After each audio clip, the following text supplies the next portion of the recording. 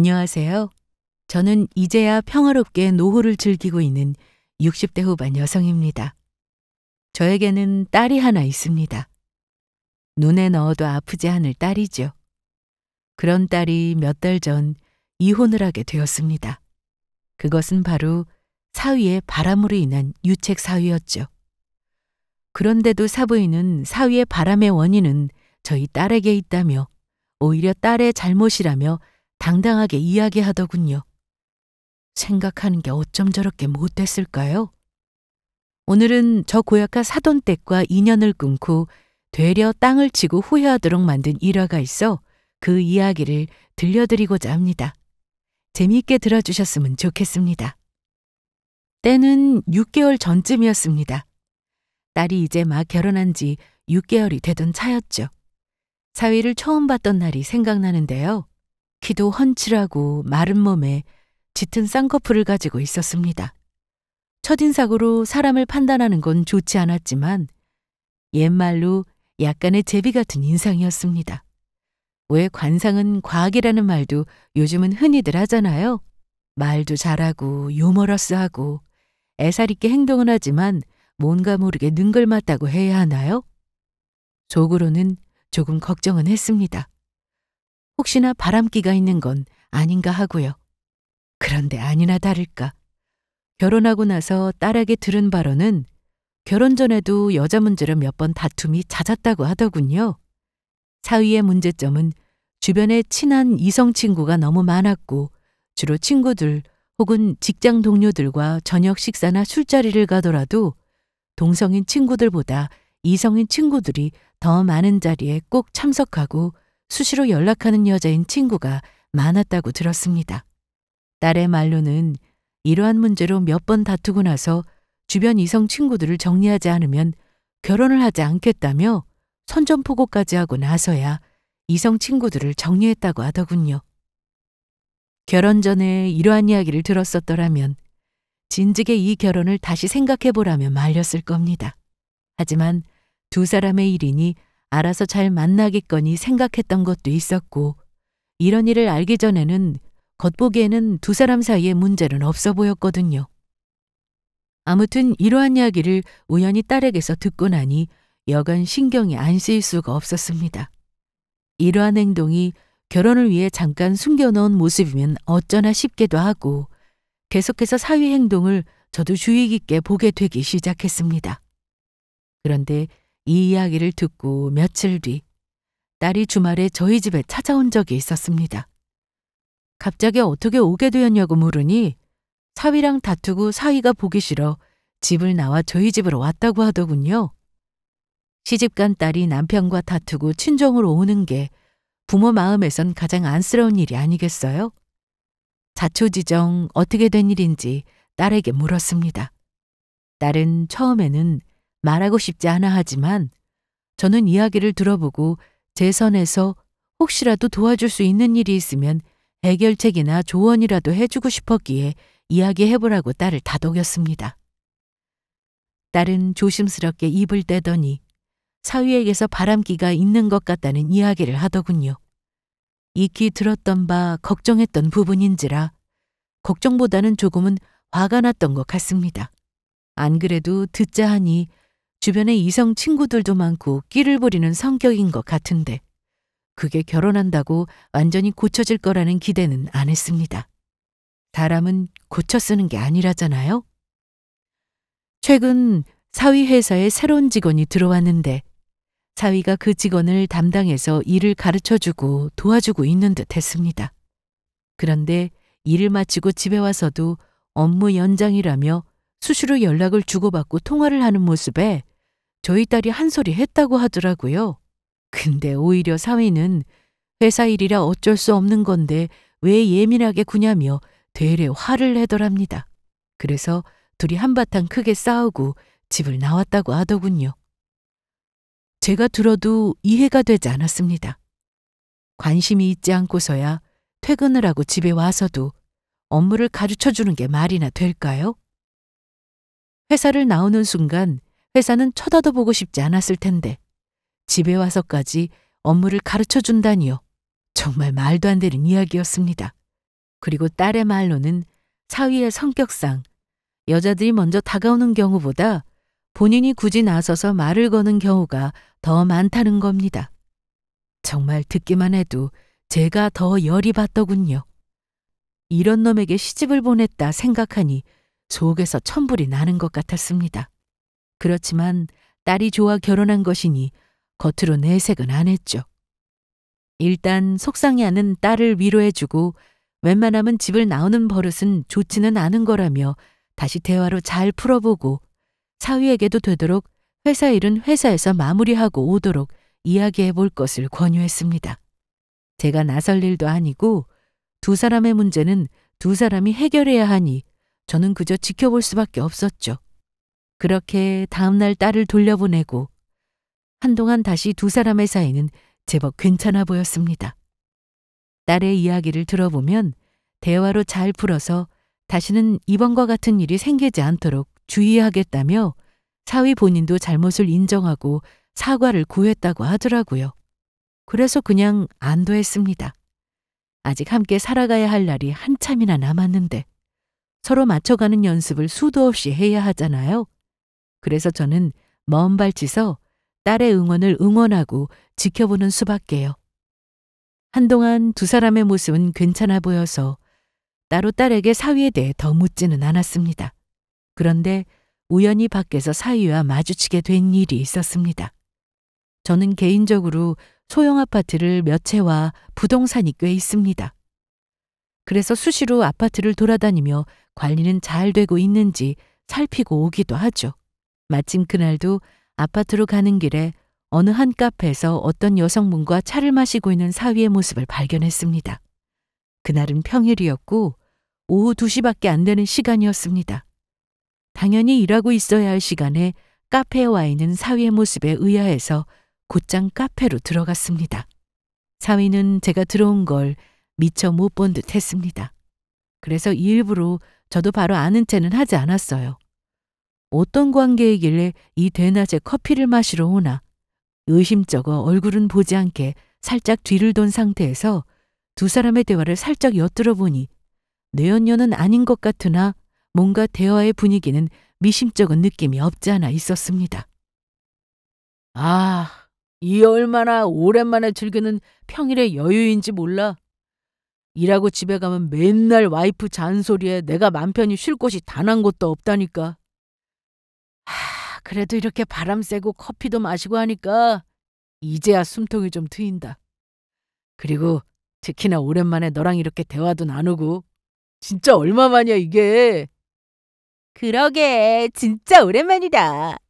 너 결혼식 이후로 처음이지 아마? 결혼식 때도 거의 3년 만에 본 거였지? 3년 전에 동창회 때 이후로 쭉 못 보다가 결혼식 때야 겨우 얼굴 봤으니까. 그리고 결혼한 지 뭐 얼마나 됐다고 와이프 잔소리에 벌써 싫은 소리를 하는 거야? 결혼했으면 이제 어느 정도 감안하고 살아야지. 그리고 워낙에 놀기 좋아하던 네가 결혼하고 나니 갇혀있는 기분 들 것 같은데 결혼 생활 쉽지 않지? 아유, 결혼 생활이 이런 거였으면 절대 안 했지. 왜 아무도 날 안 말린 거야? 진짜 너무들 하네. 내 성격 잘 아는 너라도 좀 말려줬어야지. 그럼 내가 이렇게 쉽게 장가들지는 않았을 텐데. 그리고 내가 너만 만났더라면 이렇게 고생도 했겠어? 첫사랑이랑 이루어지는 아주 멋진 드라마 한 편 찍을 수 있었는데 그 군인 놈이 뭐라고. 아직도 그 얘기야? 너가 나 좋다고 매달릴 때는 이미 내가 남자친구가 있었는 걸 어떡하냐. 그리고 그때는 마음에 안 끌렸는걸? 지금이야 나도 남자친구도 없고 적적하니까 다시 나한테 돌아오면 뭐 한 번쯤은 고민은 해보려나? 근데 이젠 어째 결혼도 하신 몸인데 발목 잡혀 올 수도 없을 텐데. 발목은 무슨. 끊어내면 그만이지. 나 진짜 진지하게 다시 너가 나 받아줄 마음 있으면 결혼이고 나발이고 다 내팽개칠 수 있어. 내가 너 얼마나 좋아했는지 너도 알지? 오죽했으면 대학교 4학년 내내 너만 쫓아다녔을까. 학교에도 소문도 엄청 났었잖아. 내가 너 좋아하는 거 모르는 사람 없을 정도였지 아마. 아, 그리고 교수님도 내가 너 좋아하는 거 아셨잖아. 야, 그 정도면 좀 받아줬어도 됐지 않냐? 너도 진짜 매정하다. 그래, 유명했지. 그래서 너 만나기 싫었다고. 너무 나한테 목매는 것 같아서. 나 엄청 자유분방한 거 알지? 누군가에게 매여 사는 게 진짜 딱 질색이더라고. 근데 너는 나만 좋다고 달려들지. 어느 여자가 만나고 싶어 하겠냐? 조금만 적당히 했다라면 고민이라도 해봤을 텐데 그땐 너무 과했어. 물론 20대였기 때문에 그랬을지도 몰라. 지금은 나이도 어느 정도 찼고 옛날 같지는 않겠지? 그걸 말이라고. 나 이제는 그렇게 여자한테 목 안 매. 그리고 10년도 더 넘게 지났는데 당연히 나도 많이 바뀌었지. 이제는 와이프 어디 놀러 간다고 하면 놀러 가라고 괜히 노는데 방해될까 봐 연락도 일부러 안 해놔. 그리고 나도 사람 만나는 거 좋아하고 놀기 좋아하는데 어디냐고 언제 오냐고 닥달하는 거 나도 이제는 못하겠더라. 나 예전에 알던 네가 아니라니까. 그리고 나 진짜 농담하는 거 아니야. 남자의 첫사랑은 무덤까지 간다는 거 알지? 나 여전히 너가 다시 와달라고 하면 바로 갈 수 있어. 내 말 절대 가볍게 생각하지 말고. 걔가 지금 무슨 말 하는 거야? 와이프 들으면 엄청 서운하겠다.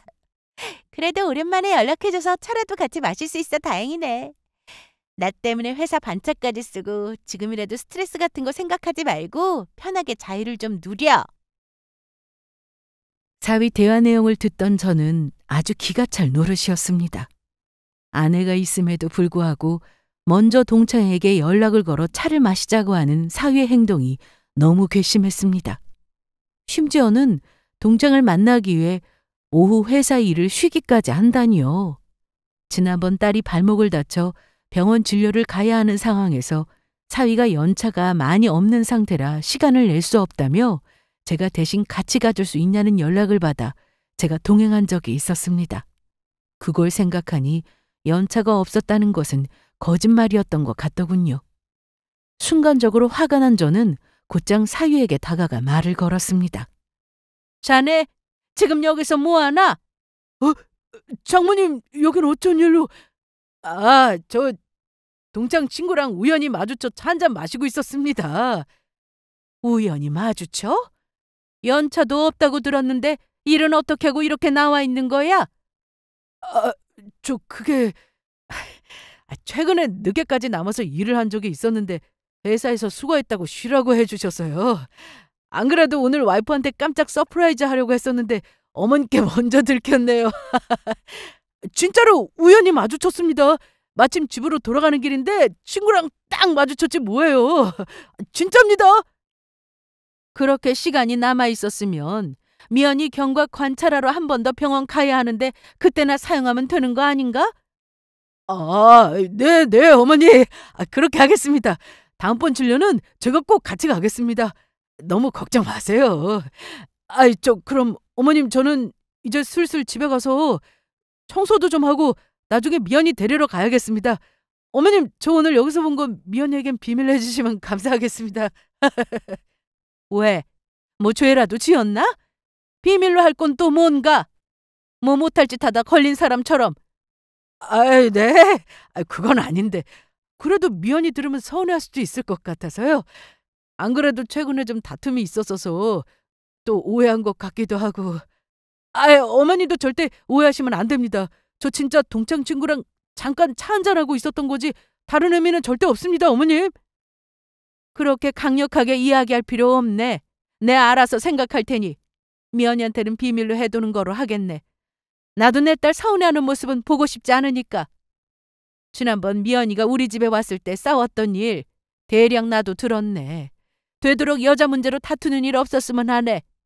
그리고 이렇게 우연으로라도 나도 이런 모습 두 번은 보고 싶지 않고. 내 말 무슨 말인지 알겠나? 네, 어머님. 주의하도록 하겠습니다. 그럼 살펴가시고 그럼 전 이만. 저는 일부러 제가 들은 모든 이야기를 들었다 티내지 않았습니다. 그냥 속으로 이놈 정체만 파악하고 겉으로는 속아주는 척하였죠. 저런 놈인 줄 알았으면 결혼을 어떻게도 뜯어 말렸을 텐데. 정말 속에서 천불이 나는 듯 했습니다. 그리고 무엇보다 저놈 때문에 지금껏 소가리를 했을 저희 딸을 생각하니 너무 속이 상했습니다. 연애 때도 그렇게 속썩이던 놈 결혼한다고 달라질까요? 저는 왠지 그날 카페에서 사위를 본 이후로 점점 더 큰일이 일어날 것 같은 불길한 예감이 들기 시작했습니다. 동창을 만나기 시작한 게 뭔가 바람의 첫 발자국을 내디딘 느낌이었다고나 할까요? 딸에게 그날의 일은 이야기하지 않았었습니다. 그러곤 그날 저녁 저의 안부를 물으러 딸이 저에게 전화를 주었었습니다. 이런저런 이야기를 하다 사위가 어쩐 일로 반차까지 사용해서 집안일도 다 하고 본인을 데리러 왔다며 즐겁게 이야기하는 딸의 모습에 왠지 마음이 짠했습니다. 그리고 다음번 외래진료 때는 사위가 같이 가주기로 해서 제가 오지 않아도 된다고까지 이야기해 주더군요. 그놈도 그날 저를 만났던 것이 제법 신경이 쓰이고 눈치가 보이긴 했나 봅니다. 그래서 딸에게는 모르는 척하고 그냥 잘됐다는 식으로만 이야기하고 말았습니다. 그리고 2달 정도가 지났을까요? 딸의 부부 소식은 한동안 잠잠했습니다. 연락해도 그냥 그저 잘 지내고 있다는 말뿐이었고 도통 얼굴을 비추지 않았습니다. 저는 속으로 무슨 일이 있는 듯하여 조금은 걱정된 마음으로 언젠가 딸이 이야기해 주겠지 하고 마음 졸이며 기다리고 있었습니다. 그러다 딸에게 연락이 와 이번 주 주말 점심에 같이 밥을 먹자고 하더라고요. 그래서 알겠다고 하고 딸을 만나기로 했습니다. 오랜만에 보게 된 딸은 많이 수척해져 있고 야위어져 있었습니다. 너무 깜짝 놀라 이게 무슨 일이냐며 저는 경악을 금치 못했죠. 자세한 이야기는 들어가서 이야기하자며 씁쓸한 미소를 짓더라고요. 식당에 들어서서 주문도 하기 전부터 딸에게 꼬치꼬치 물었습니다. 도대체 무슨 일이 있었던 건지 또 다툰 것인지.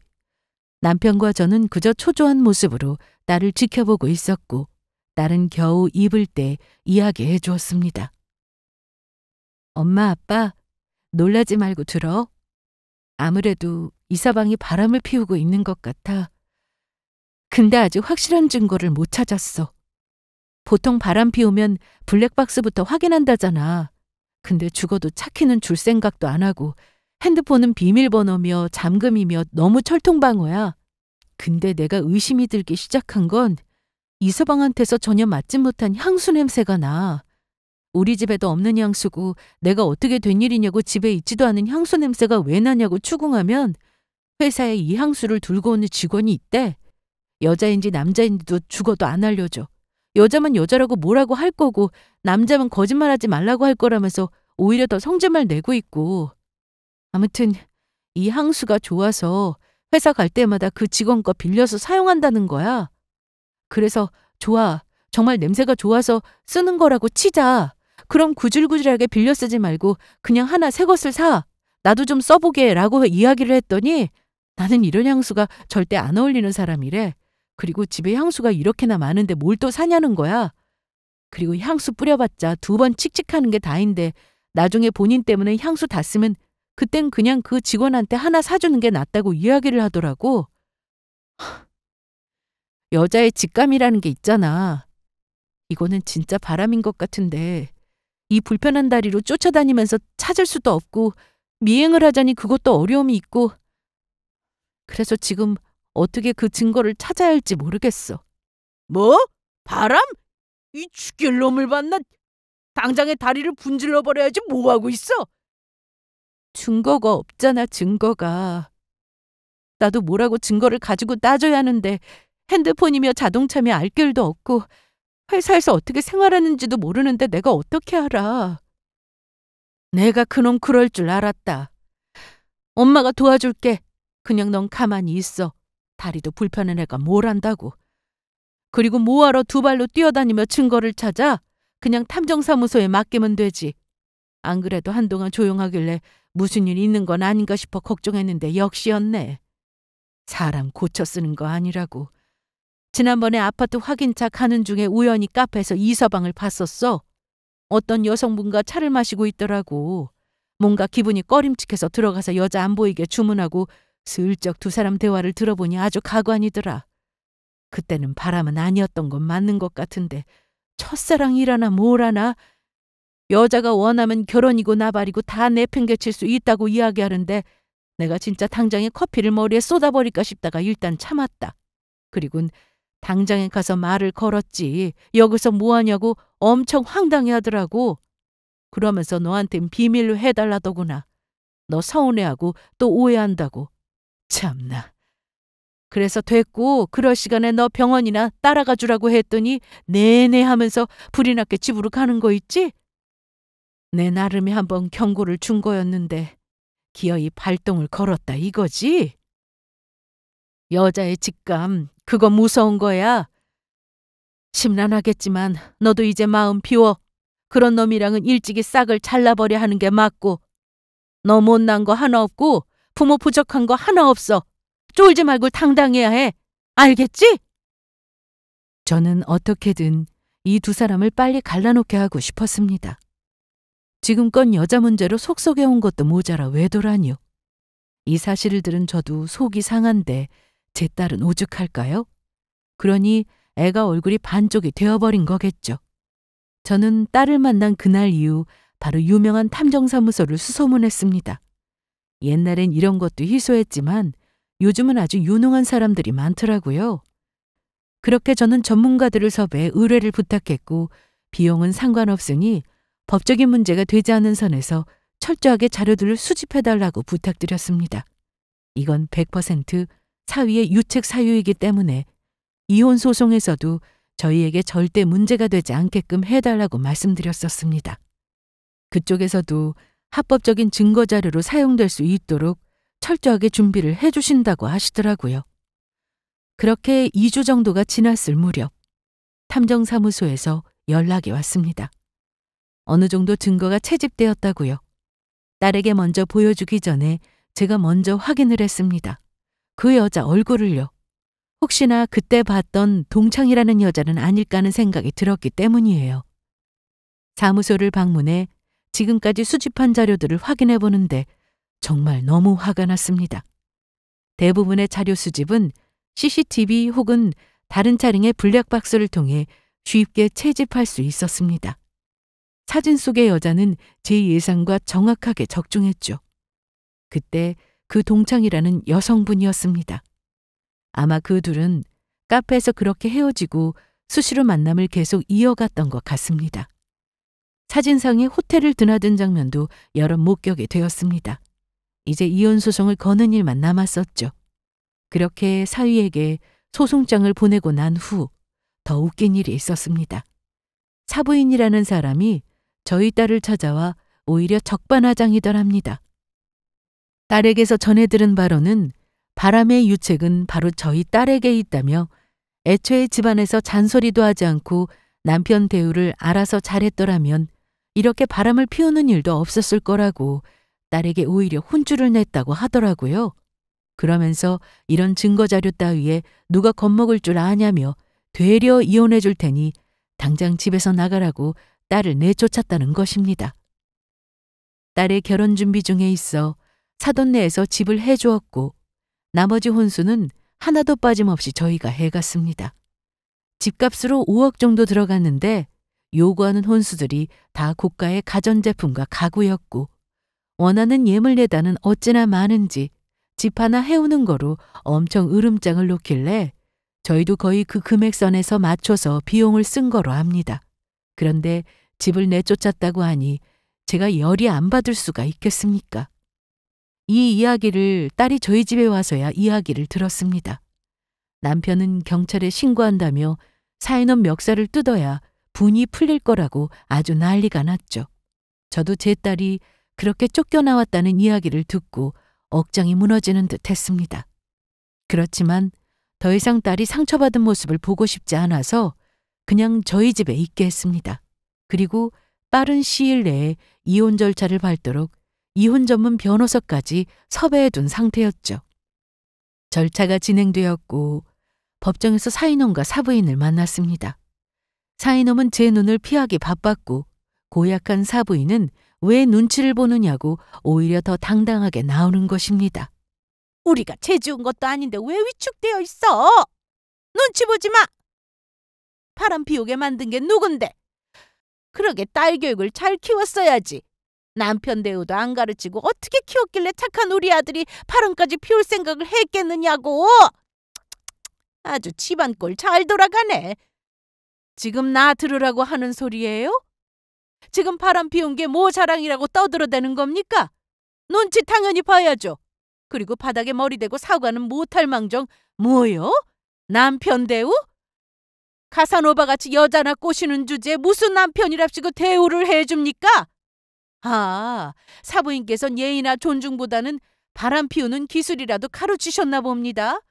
어쩜 잘못을 해도 이렇게 뻔뻔할 수가 있어요?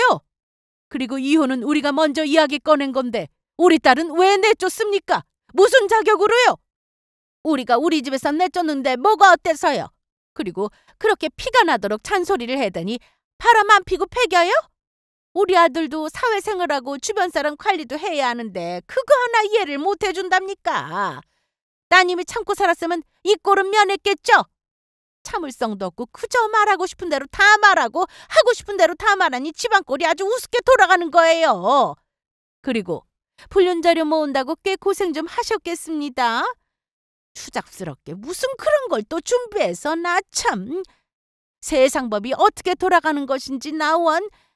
바람 피우게 만든 사람 잘못이지 바람 피운 사람이 잘못이에요? 어이가 없어서 위자료 아까워 죽겠네. 지금 말 다 했어요? 위자료는 우리 딸이 당연히 마땅히 받아야 하는 거라고요.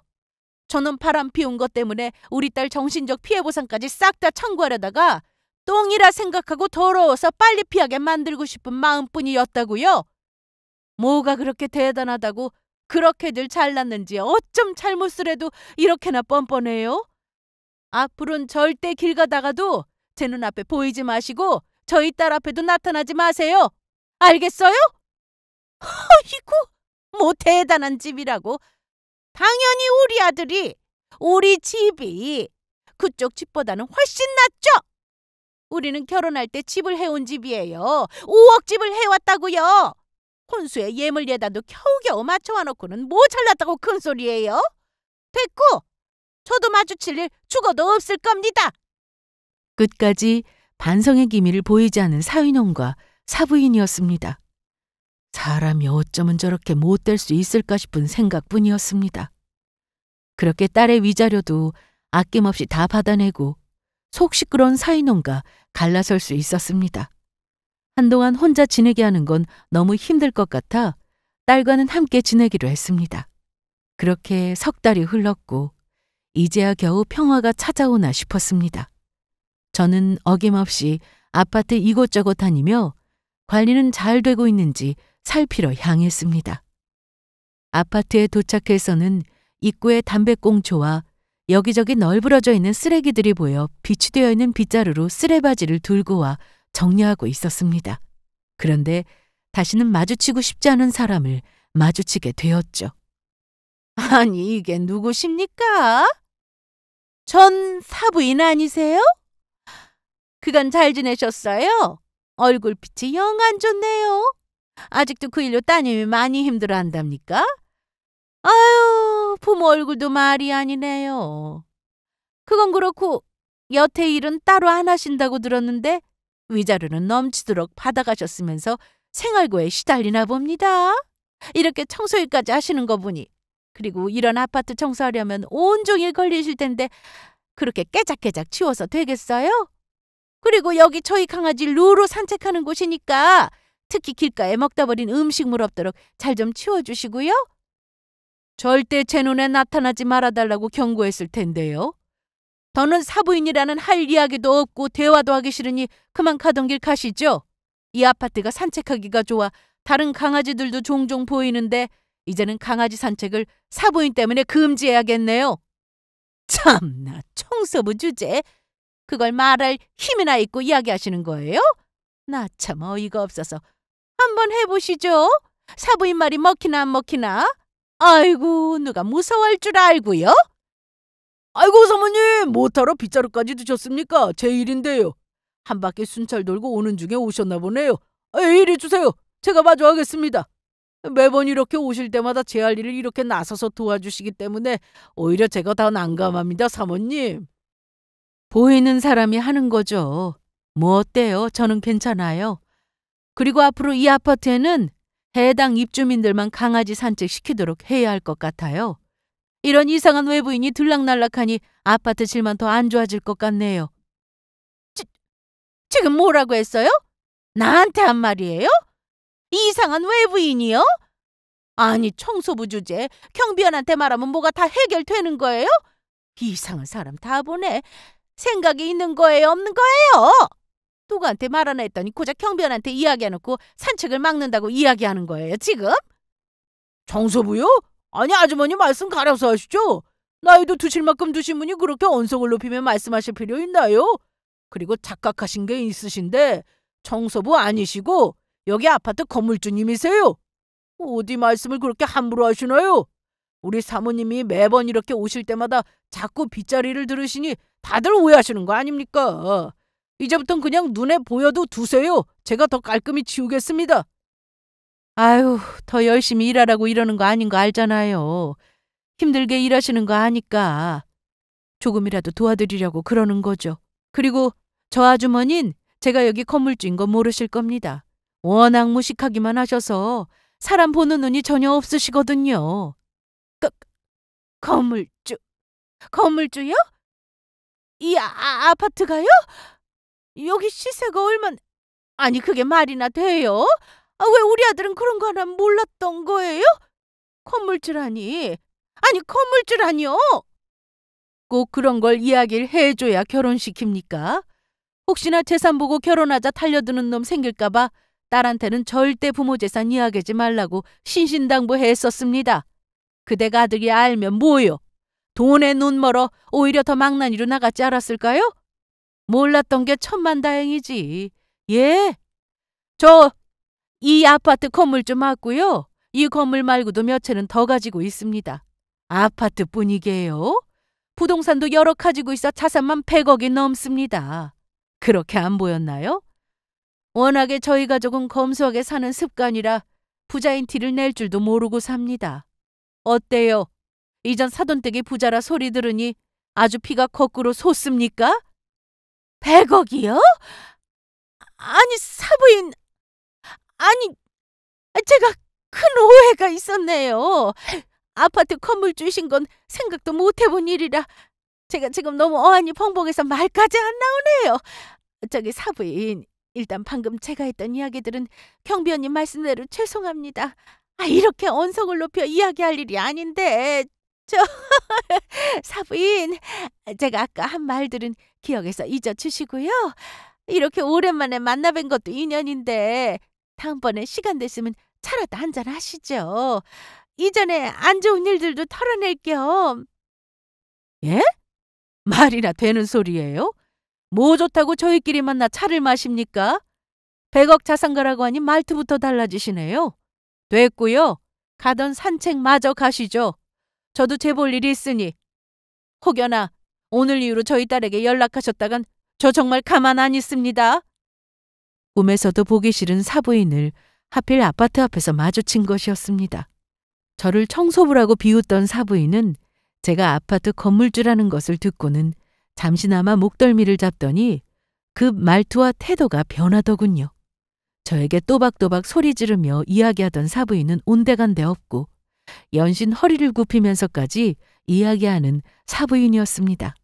어찌나 황당하고 어이없던지요. 제가 건물주면 뭐 본인들에게 금이라도 떨어질까 봐요? 웃기지도 않습니다.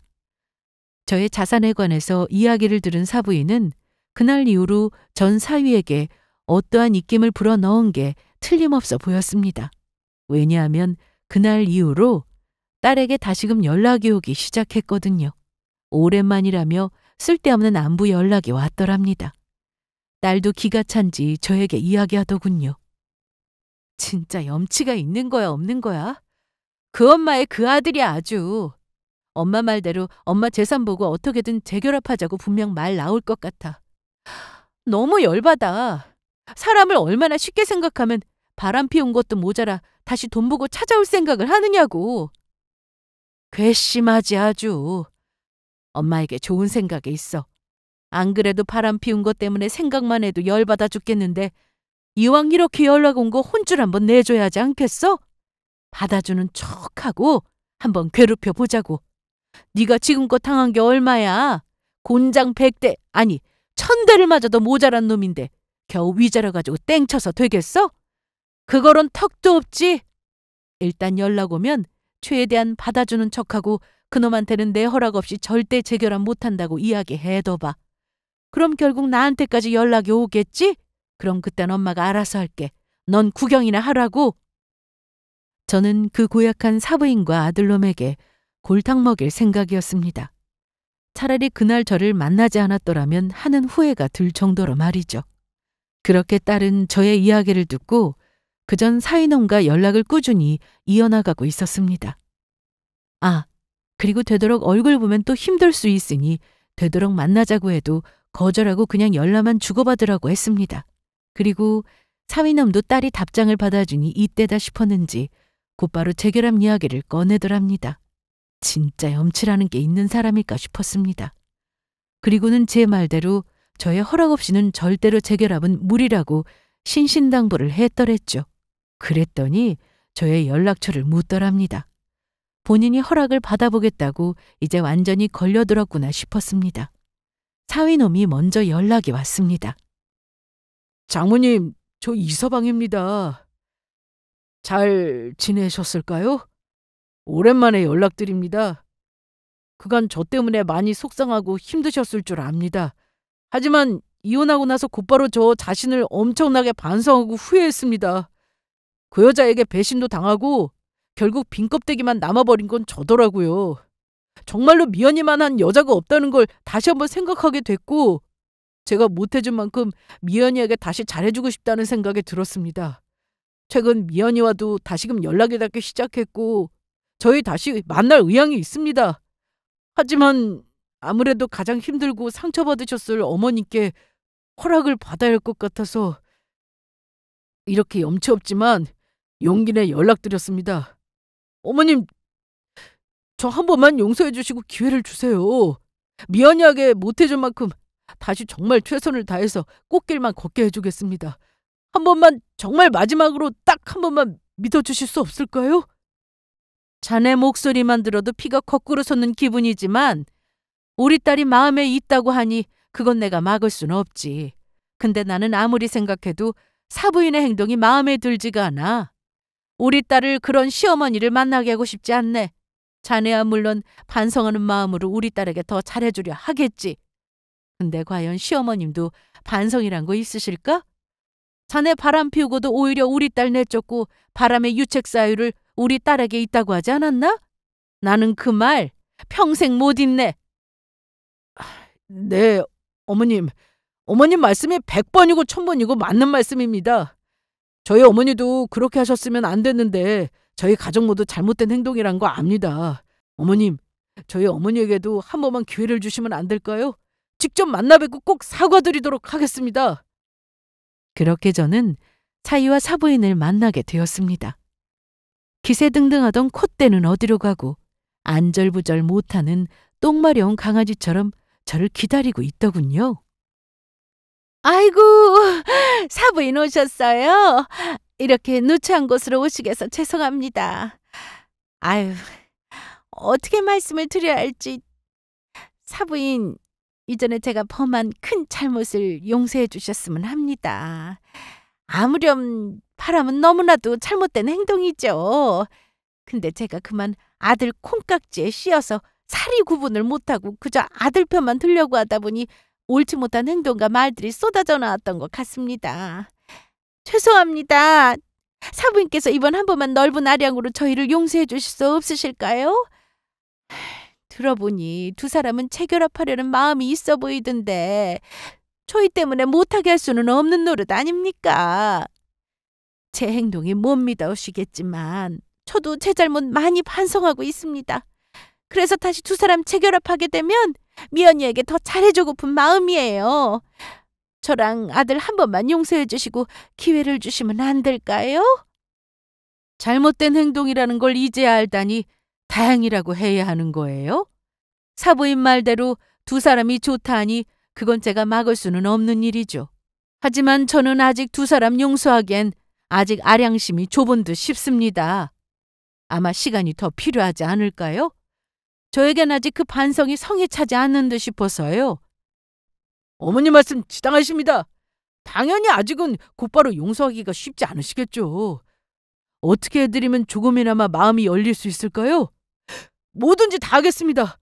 어머님, 무릎을 꿇으라시면 꿇겠습니다. 어머님이 풀릴 방법만 있으시다면 뭐든지 말씀해 주세요. 뭐든지 한다고? 무릎은 보는 사람이 많아 내가 싫고 뭐든지 한다라. 그럼 좋아요. 내가 요구한 것들을 들어준다면 그때 한번 고민해보죠. 당장에 허락한 거 아닙니다. 고민이라도 해볼 기회를 드린다는 거예요? 네, 어머님 말씀만 해주세요. 용서받을 수 있는 방법만 있다면 무슨 일이든 하겠습니다. 그렇게 두 사람에게서 뭐든지 하겠다라는 이야기를 듣고 저는 집으로 돌아왔습니다. 저는 평소에 절을 자주 다닙니다. 마음이 뒤숭숭하거나 안정을 찾고 싶을 때 조용히 절을 찾아가 기도를 드리기도 하죠. 간절히 기도를 드릴 때는 108배도 드리며 기도를 올렸습니다. 그래서 스님들과도 제법 친분이 쌓여 있습니다. 그래서 두 사람에게 골탕 먹일 방법은 바로 절 체험을 통해 마음을 갈고 닦고 오라고 이야기하였죠. 즉 정신 수양입니다. 개념 없고 염치도 없는 인간에게 정신 수양은 아주 필수라 생각했습니다. 그래서 한 달 동안 절 체험을 다녀오게 하였고 스님께 특히 집중적인 정신 수양이 필요한 사람들이라며 한 달 동안 빠짐없이 스님 수양하실 때 108배를 꼭 같이 시켜달라고 말씀드렸습니다. 처음에는 의기양양할 겁니다. 재산이 100억이나 넘는 처가에 다시 장가들려면 그 정도는 거뜬히 할 수 있다, 자부할 수 있겠죠. 하지만 일반인이 108배를 한다는 건 결코 쉬운 일이 아닐 겁니다. 하지만 그런 간절한 마음으로 정신을 갈고 닦으라는 의미였습니다. 두 사람은 단번에 수락하였고 한 달 뒤에 뵙자며 신나게 돌아가더군요. 재산을 생각하니 뭐든지 다 할 수 있다 생각했나 봅니다. 절 체험에선 핸드폰 사용도 못하기 때문에 연락 올 일은 더더욱 없었기에 한 달 동안은 아주 흥미진진한 마음으로 지낼 생각이었습니다.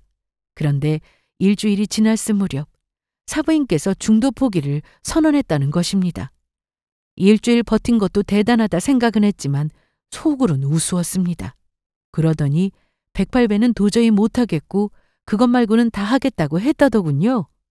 그렇게 사부인의 108배는 일주일에서 그치고 사이놈은 겨우 일주일을 더 채우고 포기를 외쳤다 들었습니다. 두 사람 모두 108배를 포기한 채로 절 체험에서 한 달을 채워 나왔습니다. 저는 108배를 다 마치지 못했다는 이야기를 듣고 곧장 두 사람을 찾아갔습니다. 정신 수양하랬더니 그거 하나 못해서 중간에 포기하는 거야? 그런 정신력 가진 사람에게 어떻게 우리 딸을 맡기겠나? 겨우 재결합할 기회를 얻을 수 있었는데 이마저도 포기하다니. 자네 같은 사람에겐 우리 딸 절대 못 주네. 아니 장모님, 저건 진짜 사람이 할 수 있는 일이 아닙니다. 108배 진짜 하루만 해도 다리가 후들거리는데 저걸 한 달이나 하라뇨. 그건 그냥 죽으란 소리 아닙니까? 우리가 그 한 달을 어떻게 버텼는데. 108배만 안 했을 뿐이지 다른 수양들은 어떻게든 해보려고 했다고요. 사부인, 이 정도면 진짜 봐주셔야 하는 거 아닙니까? 우리 둘 다 정말 병원에 실려갈 뻔했다고요. 진짜 해도 너무하신 거 아닙니까? 일부러 저희 고생하라고 이러시는 거 맞으시죠? 뭐? 너무해요? 우리 딸한테 한 짓들은 이젠 기억도 안 나나 보죠? 저희 딸이 받은 상처에 비하면 108보가 뭐예요? 하루에 3000배를 시켜도 모자랄 판인데. 그리고 제가 건물 주인 이야기 듣고 다시 재결합시키려고 하는 속셈인 거 내가 모를 줄 알고요? 제가 잘도 재결합 허락해 주겠습니다. 이런 사람들에게 제가 어떻게 제 딸을 보내겠어요? 고양이에게 생선을 맡기는 거랑 똑같지. 재결합할 생각은 꿈도 꾸지 마세요. 둘 다. 어머님, 제가 잘못했습니다. 근데 108배는 진짜 너무 힘들어요. 그거만 빼고 다른 거 말씀 주시면 제가 뭐든 정말로 다 하겠습니다. 네? 재결합 한 번만 다시 생각해 주시면 안 될까요, 어머님?